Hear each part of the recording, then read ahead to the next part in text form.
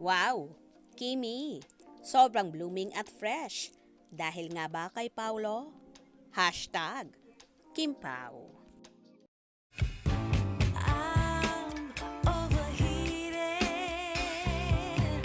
can hardly sleep at night, doing crazy dreaming.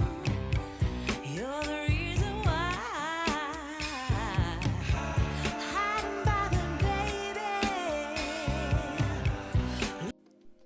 Kinikilig ba ang lahat sa tambalan ni na Kim Chiu at Paulo Avellino or Kim Pao? Walang hanggang pakilig nga ang hatid at paayuda ng dalawa na tila totohanan na nga ang pag-iibigan nila sa totoong buhay. Anyway, bagay na bagay naman ang dalawa na umaapaw ang karisma. Ewan ko ba kung ano ang meron sa Kim Pao na tila ba kapag nakikita natin sila ay gumagaan ang ating pakiramdam at tila ba affected tayo sa nagaganap sa dalawa. Tulad na lang ng video clip na ito na kinilig ako ng husto.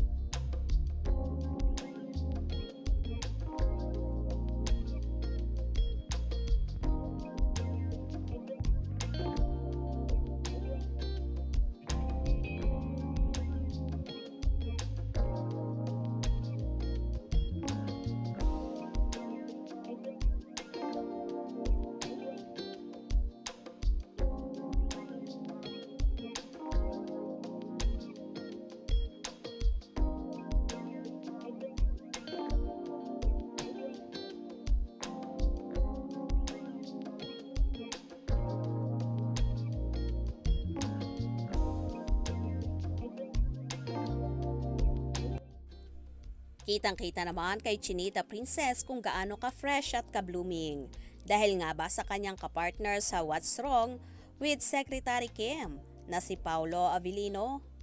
After nga nang naging breakup nila ng longtime boyfriend diyang si Sian Lim, heto nga at tila move on na si Kimi at mukhang isa si Paulo sa mabilis na nakapagpahilom ng sugat sa puso ni Chinita Princess. At ngayon nga ay saya na ang hatid nito sa kanya. Hindi pa man tahasang umaamin ang Kimsi at Tikumpa ang mga bibig nila sa isyu ng hiwalayan. Pero for sure, lalabas din ang totoo at hindi magtatagal ay lalantad na rin sila. Kaya wait na lang natin kung kailan dahil for sure, humahanap lang si Kimi ng tamang timing at tamang panahon. Basta focus na lang tayo at suportahan ang Kim Pao sa mga ginagawa nila. Malay natin, sila talaga ang nakatakda sa huli. Kaya naman tumutok at wag na wag pahuhuli sa mga maiinit na kaganapan. Anong inyong magiging reaction sa bidyong ito? Comment below.